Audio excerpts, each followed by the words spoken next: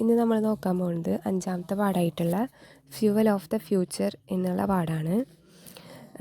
ഈ ഒരു പാഠം കുറച്ച് ഡിഫിക്കൽട്ടാണെന്ന് നമുക്ക് തോന്നുമെങ്കിലും വളരെ ഇൻട്രസ്റ്റിംഗ് ആയിട്ട് നമുക്ക് പഠിക്കാൻ പറ്റുന്നൊരു സിമ്പിൾ ചാപ്റ്ററാണ്, 5th ചാപ്റ്റർ.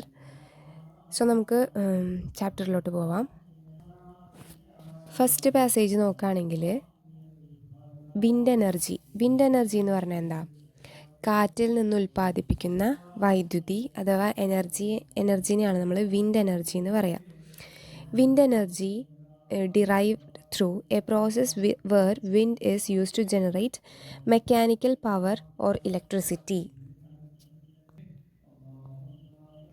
അതായത് ഇവിടെ പറഞ്ഞത് കാറ്റ് എനർജി അതായത് വിൻഡ് എനർജി എന്നുള്ളത് ഒരു പ്രത്യേക പ്രക്രിയയിലൂടെയാണ് നമുക്ക് അതൊരു എനർജി ആയിട്ട് ലഭിക്കുന്നത്. അതെങ്ങനെയാണെന്ന് വെച്ചാൽ കാറ്റിലുള്ള ചലനശക്തി, കാറ്റ് വീശുമ്പോൾ ഉണ്ടാകുന്ന ചലനശക്തി ഉണ്ടല്ലോ, ആ ഒരു ചലനശക്തിനെ യാന്ത്രിക ശക്തിയിലേക്കോ അതല്ലെങ്കിൽ വൈദ്യുതിയിലേക്കോ മാറ്റുന്നതാണ് ഈ വിൻഡ് എനർജി എന്ന് പറയുന്ന കാര്യം. ഒന്നുമില്ലെങ്കിൽ മെക്കാനിക്കൽ പവറിലോട്ടോ അല്ലെങ്കിൽ ഇലക്ട്രിസിറ്റിയിലോട്ടോ മാറ്റുന്നതിനെയാണ്, ഈ പ്രക്രിയനെയാണ് നമ്മൾ വിൻഡ് എനർജി എന്ന് പറയുന്നത്. ഇത്തരം പ്രക്രിയയ്ക്ക് വേണ്ടി ഉപയോഗിക്കുന്ന യന്ത്രങ്ങളെ നമ്മൾ കാറ്റാടികൾ എന്ന് പറയുന്നു. അതാണ് wind turbines. Wind turbines convert the kinetic energy in the wind into mechanical power. അതാണ് ഇപ്പോൾ ഇവിടെ പറഞ്ഞത്. കാറ്റാടികൾ ഉപയോഗിച്ചിട്ട് കാറ്റിനെ യാന്ത്രിക ശക്തിയാക്കി മാറ്റാണ് ഇവിടെ ചെയ്യുന്നത്. A generator convert this mechanical power into electricity. ഈ യാന്ത്രിക ശക്തി പിന്നീട് ജനറേറ്റർ വഴി വൈദ്യുതിയാക്കി മാറ്റാനും കഴിയും. Since recorded history, wind power has been used to move ships, grind grain and pump water.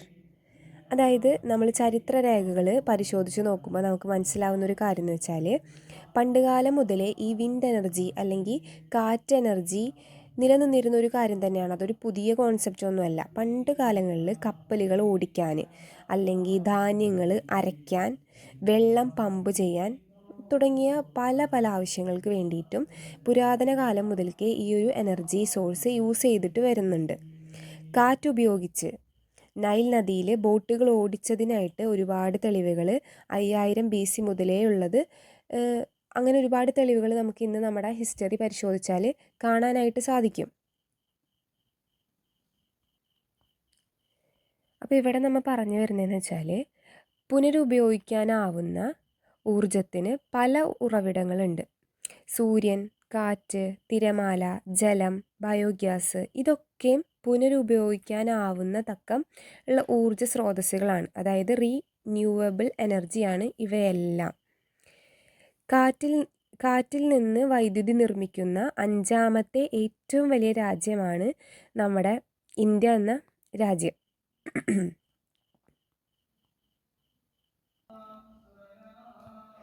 അപ്പോൾ ഈ ഒരു ഭാഗമാണ്, ഇത്രയും കാര്യങ്ങളാണ് നമ്മുടെ ആദ്യത്തെ പാസേജിൽ സംസാരിച്ചിട്ടുള്ളത്, ഡിസ്കസ് ചെയ്തിട്ടുള്ളത്. നമുക്ക് അടുത്ത പാസേജിലോട്ട് മൂവ് ആവുകയാണെങ്കിൽ, close to home, Tamil Nadu was among the first in India to give a fill to wind energy over 10 years ago, continues to be a leader.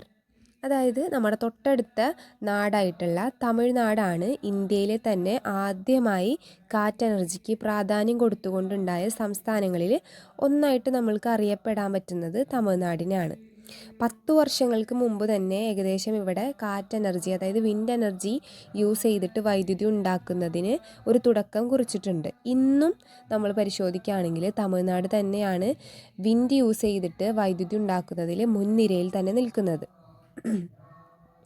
ഇന്ത്യയിൽ മൊത്തം സ്ഥാപിച്ചിട്ടുള്ള 2000 മെഗാവാട്ട് കാറ്റ് വൈദ്യുതി ശേഷിയുടെ ഏകദേശം പകുതിയും സ്ഥാപിച്ചിട്ടുള്ളത് ഈ തമിഴ്നാട് എന്നുള്ള സ്ഥലത്ത് തന്നെയാണ്. മധുര അതിനപ്പുറത്തേക്കുള്ള പ്രദേശങ്ങളിലൊക്കെയാണ് ഈ കാറ്റാടികൾ അതായത് വിൻഡ് ടർബൈൻസ് സ്ഥാപിച്ചിട്ടുള്ളത്. മറ്റൊരു കാര്യം എന്ന് പറയുമ്പോൾ, in Chennai at the Center of Wind Energy Technology, research is done to check out various wind sites where wind energy can be tapped.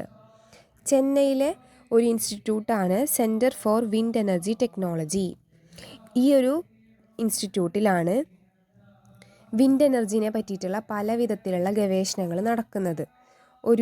വിവിധ സ്ഥലങ്ങളിൽ കാറ്റ് എനർജി എത്രമാത്രം ലഭ്യമാണ് എന്ന് പരിശോധിക്കുന്നു.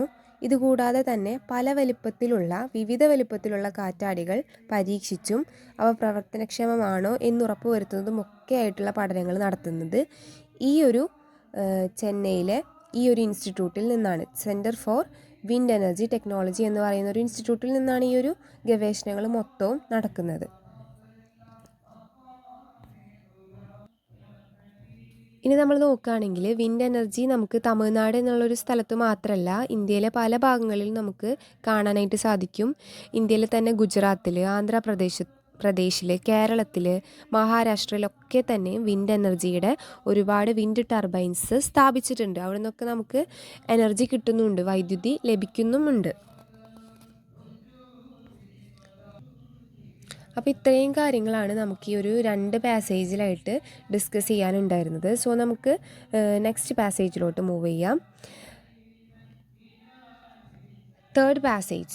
In West, survey has consistently shown that the public prefers wind and other renewable energy form over conventional source of generation. അതായത് പശ്ചിമ രാജ്യങ്ങളിൽ നടത്തിയ സർവേകൾ പ്രകാരം സാധാരണ ജനങ്ങൾ വൈദ്യുതി ഉൽപ്പാദന രീതികളേക്കാൾ വൈദ്യുതി ഉൽപ്പാദന രീതികളേക്കാൾ കൂടുതൽ കാറ്റ് എനർജി പോലെയുള്ള റിന്യൂവബിൾ ആയിട്ടുള്ള, അതായത് പുനരുപയോഗിക്കാവുന്ന തരത്തിലുള്ള ഊർജ്ജ സ്രോതസ്സുകൾക്ക് മുൻഗണന നൽകുന്നതായിട്ട് പലവിധ സർവേകളും നമുക്ക് കാണാനായിട്ട് സാധിക്കും. കാറ്റ് എനർജി എന്നത് ഏറ്റവും സൗജന്യമായിട്ട്, ദാറ്റ് മീൻസ് വിൻഡ് എനർജി എന്ന് പറയുന്നത് വളരെ ഫ്രീ ആയിട്ടുള്ളത്, നമ്മുടെ നേച്ചറിൽ തന്നെ ഉണ്ടാവുന്ന ടൈപ്പ് ഒരു എനർജി ആയതുകൊണ്ട് തന്നെ നമുക്ക് കാശൊന്നും കൊടുക്കാതെ ഉപയോഗിക്കാൻ പറ്റുന്ന വളരെ ഫ്രീ ആയിട്ടുള്ള ഒരു വൈദ്യുതി മാർഗ്ഗമാണ്. അതുപോലെ തന്നെ ഒട്ടും തന്നെ മലിനീകരണമില്ലാത്ത ശുദ്ധമായ വൈദ്യുതിയാണ് നമുക്ക് ഈ കാറ്റ് എനർജിയിലൂടെ ലഭിക്കുന്നത്. അതിനാൽ തന്നെ ഇതെത്രയും നമ്മൾ ഉപയോഗിച്ചാലും ഇത് അവസാനിക്കുന്നില്ല. കാറ്റ് എന്ന് പറയുന്ന സംഭവം അവസാനിക്കുന്നില്ലല്ലോ, എപ്പോഴും ഇങ്ങനെ വന്നുകൊണ്ടേ ഇരിക്കല്ലേ. ഇപ്പം നമ്മൾ എത്ര ഉപയോഗിച്ചു എന്നതിലൊരു കാര്യവുമില്ല, പിന്നെയും അത് വരും എന്നുള്ളതാണ് നേച്ചറിൻ്റെ ഒരു നിയമം. സോ കാറ്റ് എനർജി, വിൻഡ് എനർജി യൂസ് ചെയ്ത് നമ്മൾ വൈദ്യുതി ഉണ്ടാക്കുമ്പോൾ നമുക്ക് അത് കഴിഞ്ഞു പോകുമോ എന്നുള്ളൊരു പേടിയുടെ ആവശ്യമില്ല. അതുപോലെയാണ് ഈ ഒരു റിന്യൂവബിൾ ആയിട്ടുള്ള എല്ലാ എനർജി സോഴ്സുകളും അതുപോലെ തന്നെയാണ്. കഴിഞ്ഞു പോകുമോ എന്നുള്ളൊരു പേടിയുടെ ആവശ്യമില്ല, അത് കഴിഞ്ഞു പോവില്ല. എത്ര ഉപയോഗിച്ചാലും ഭാവിയിൽ അത് നമുക്ക് ലഭിച്ചുകൊണ്ടേയിരിക്കും. സോ ഈ ഒരു കാറ്റ് വൈദ്യുതി ഒട്ടും തന്നെ മലിനീകരണം ഇല്ലാത്ത, അല്ലെങ്കിൽ മലിനീകരണം പുറപ്പെടുവിക്കാത്ത തരം വൈദ്യുതിയാണെന്ന് നമ്മൾ പറഞ്ഞു, ശുദ്ധമായ വൈദ്യുതിയാണെന്ന് പറഞ്ഞു. സാധാരണ വൈദ്യുതി നിലയങ്ങളെ പോലെ വായുവിൽ ഒരുപാട് മലിനീകരണങ്ങളോ ഗ്രീൻ ഹൗസ് വാതകങ്ങളോ ഒന്നും തന്നെ ഈ ഒരു കാറ്റ് എനർജി പുറപ്പെടുവിക്കുന്നതല്ല. സാധാരണ വൈദ്യുതി ഉണ്ടാക്കുമ്പോൾ പുറത്തു വരുന്ന പൊല്യൂഷൻസ് ഒന്നും വിൻഡ് എനർജി നമ്മൾ ഉൽപ്പാദിപ്പിക്കുമ്പോൾ പുറത്തു വരുന്നില്ല. അതിൻ്റെ ഒരു എക്സാമ്പിളായിട്ട്, അല്ലെങ്കിൽ അതിൻ്റെ ഒരു എക്സാമ്പിളായിട്ട് നമുക്കിവിടെ കൊടുത്തിട്ടുള്ളത് 1990കളിൽ കാലിഫോർണിയയിലെ കാറ്റാടികൾ സ്ഥാപിച്ചിട്ടുണ്ടായിരുന്നു. ഏകദേശം 2.5 ബില്യൺ പൗണ്ട് കാർബൺ ഡയോക്സൈഡിൻ്റെയും 1.5 കോടി പൗണ്ട് മറ്റ് മാലിന്യങ്ങളുടെയും പുറന്തള്ളലുകളാണ് ഈ ഒരു കാറ്റാടികൾ സ്ഥാപിച്ചതിലൂടെ കുറച്ചത്. ഈ ഒരു രാജ്യം, അമേരിക്കയിലെ ഒരു രാജ്യമാണ് കാലിഫോർണിയ എന്ന് പറയുന്നത്. ഇവിടെ ഏകദേശം 2.5 ബില്യൺ പൗണ്ട് കാർബൺ ഡയോക്സൈഡ് കുറക്കാൻ, അതുപോലെ തന്നെ 1.5 മില്യൺ പൗണ്ട് മറ്റുള്ള പൊല്യൂഷൻ്റെ കാരണമായേക്കാവുന്ന മലിനീകരണങ്ങൾ കുറയ്ക്കാൻ ഈ ഒരു വിൻഡ് എനർജി എടുക്കാനായിട്ട് ഉപയോഗിക്കുന്ന വിൻഡ് ടർബൈൻസ് സ്ഥാപിച്ചതിൻ്റെ ഭാഗമായിട്ട് നമുക്കവിടെ കുറയ്ക്കാനായിട്ട് സാധിച്ചിട്ടുണ്ട്. ഇപ്പോൾ നമ്മൾ വായു മലിനീകരണങ്ങൾ കുറയ്ക്കാനായിട്ട് മരങ്ങൾ വെച്ച് പിടിപ്പിച്ചാൽ മതി എന്ന് നമുക്കറിയാം. അപ്പോൾ ഈ ഒരു പറഞ്ഞ എമൗണ്ട് ഓഫ് വായു മലിനീകരണം നമ്മൾക്ക് കുറയ്ക്കണമെന്നുണ്ടെങ്കിൽ ഏകദേശം 175 മില്യൺ ട്രീ എങ്കിലും അതായത് മരങ്ങളെങ്കിലും നമ്മൾ വെച്ച് പിടിപ്പിക്കേണ്ടതായിട്ടുണ്ട്. ഈ ഒരു വിൻഡ് എനർജി സ്ഥാപിച്ചതിൽ മൂലം നമുക്ക് കുറയ്ക്കാൻ പറ്റിയിട്ടുള്ള ആ ഒരു മലിനീകരണം കുറയ്ക്കണം എന്നുണ്ടെങ്കിൽ നമുക്ക് ഏകദേശം 175 മില്യണോളം മരങ്ങൾ സ്ഥാപിച്ചാലാണ് അതേ ക്വാണ്ടിറ്റിയിലുള്ളൊരു പൊല്യൂഷൻ, അതായത് മലിനീകരണം നമുക്ക് കുറയ്ക്കാനായിട്ട് സാധിക്കുള്ളൂ. അപ്പോൾ അതാണ് ഈ ഒരു തേർഡ് പാസേജിൽ പറഞ്ഞവസാനിപ്പിക്കുന്നത്. അത്രത്തോളം ഇമ്പോർട്ടൻസ് ഉണ്ട് ഈ ഒരു വിൻഡ് എനർജി, അതായത് കാറ്റ് എനർജിക്ക് ഉണ്ടെന്നാണ് ഈ ഒരു പാസേജിൽ പറഞ്ഞിട്ടുള്ളത്. സോ ഇത്രയാണ് ഈ ഒരു പാസേജ്. ഇനി നമുക്ക് ഏറ്റവും അവസാന പാസേജ് ആയിട്ടുള്ള ഫോർത്ത് പാസേജിലോട്ട് പോവാം. ഈ ഒരു പാസേജിൽ പറയുന്നത് some have voiced concerns over the noise produced by rotor blades, aesthetics impacts and the plight of birds that fly into the rotors. ചില ആളുകൾ അല്ലെങ്കിൽ ചില ആശങ്കകൾ ഈ ഒരു കാറ്റാടികൾ സ്ഥാപിക്കുന്നതിൻ്റെ ഭാഗമായിട്ട് പല പല ആശങ്കകൾ പലർക്കും ഉണ്ടായേക്കാം.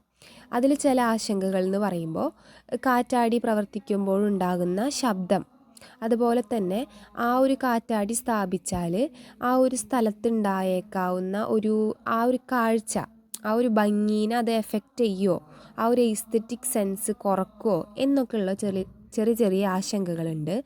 അതുപോലെ തന്നെ കാറ്റാടിയുടെ ചക്രങ്ങളിൽ ഒരു 4 എത്രയോ ചക്രങ്ങളുള്ള ഉള്ളതാണല്ലോ ഈ വിൻഡ് ടർബൈൻസ്, 3 ചക്രങ്ങൾ. അപ്പോൾ ഈ ചക്രങ്ങളിൽ ഇടിച്ച് പക്ഷികൾക്ക് ഒരുപാട് പ്രശ്നങ്ങൾ, അല്ലെങ്കിൽ പക്ഷികളിൽ ഒരുപാട് പ്രശ്നങ്ങൾ ഉണ്ടാക്കുമോ എന്നൊക്കെയുള്ള ചെറിയ ചെറിയ ആശങ്കകൾ പലർക്കും ഈ ഒരു കാര്യത്തിൽ വിൻഡ് എനർജി കൊണ്ടുവരുന്നതിലായിട്ട് ഉണ്ട്. എന്നാൽ ഇന്ത്യയിൽ തന്നെ ഇത്തരം പ്രശ്നങ്ങളൊന്നും നമുക്ക് വല്ലാതെ നമ്മളെ എഫക്റ്റ് ചെയ്യില്ല.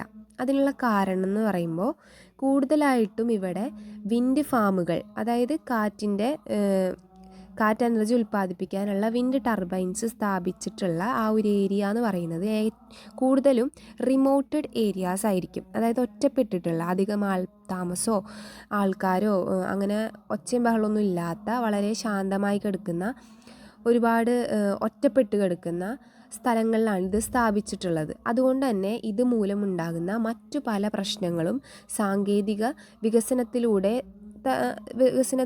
ഇതിനകം തന്നെ പരിഹരിച്ചു കഴിഞ്ഞിട്ടുണ്ട്. ഇതുമൂലം ഉണ്ടാകുന്ന മറ്റ് പ്രശ്നങ്ങൾ കേട്ടോ, ഓൾറെഡി ഉള്ള ചില ആശങ്കകൾ ഉണ്ടാവേണ്ട ആവശ്യമില്ല. അതുപോലെ തന്നെ അതുമൂലം ഉണ്ടാകുന്ന വേറെ എന്തെങ്കിലും പ്രശ്നങ്ങൾ ഉണ്ടെങ്കിൽ തന്നെ അതും ഒരുപാട് ടെക്നോളജി ഡെവലപ്മെൻറ്റിൻ്റെ ഭാഗമായിട്ട് അതൊക്കെ പരിഹരിച്ചിട്ടുണ്ട്. കാറ്റിനെ വൈദ്യുതിയായി ഉൽപ്പാദിപ്പിക്കുമ്പോൾ നേരിടുന്ന പ്രധാന വെല്ലുവിളി എന്തെന്നാൽ എപ്പോഴും കാറ്റ് വീശുക എന്നുള്ളത് നമുക്ക് പറയാനായിട്ട് പറ്റില്ല. അതിലൊരു റിസ്ക് ഉണ്ട്. അതായത് വൈദ്യുതി ആവശ്യമുള്ള സമയത്ത് കാറ്റെങ്ങാനും ഇല്ലാത്തൊരു സാഹചര്യം ഉണ്ടായാൽ അത് കുറച്ചൊരു റിസ്കി ആയിട്ടുള്ളൊരു സിറ്റുവേഷനാണ്. ഈ ഒരു സിറ്റുവേഷൻ ഒഴികെ വേറെ ഒന്നും തന്നെ ഇതിനൊരു വെല്ലുവിളിയായിട്ട് നമുക്ക് കാണാനായിട്ട് പറ്റില്ല. ഈ ഒരു വെല്ലുവിളി നിലനിൽക്കുന്നുണ്ട് എന്നുണ്ടെങ്കിലും കാറ്റ് എനർജി, അതായത് വിൻഡ് എനർജിയാണ് ലോകത്തിലെ ഏറ്റവും വേഗത്തിൽ വളരുന്ന വൈദ്യുതി ഉൽപ്പാദന മാർഗങ്ങളിൽ ഒന്നായിട്ടുള്ളത്. ഭാവിയിൽ ഈ ഒരു ഉൽപ്പാദന രീതിയിലൂടെ പലർക്കും ഒരുപാട് തൊഴിലവസരങ്ങൾ സൃഷ്ടിക്കാൻ, അല്ലെങ്കിൽ തൊഴിലവസരങ്ങൾ ഉണ്ടാവാനായിട്ടുള്ള കാരണങ്ങളിൽ ഒന്നായിട്ട് ഈ ഒരു വിൻഡ് എനർജി അഥവാ വിൻഡ് ടർബൈൻസ് യൂസ് ചെയ്തുകൊണ്ട് വൈദ്യുതി ഉണ്ടാക്കുക എന്നുള്ള ആ ഒരു കാര്യം ഒരുപാട് തൊഴിലവസരങ്ങൾ സൃഷ്ടിക്കാനുള്ള സാധ്യതയുണ്ട് എന്ന് പറഞ്ഞുകൊണ്ട് ഈ ഒരു പാസേജ് അല്ലെങ്കിൽ ഈ ഒരു ലെസൺ നമുക്കിവിടെ അവസാനിക്കുകയാണ്. So thank you all.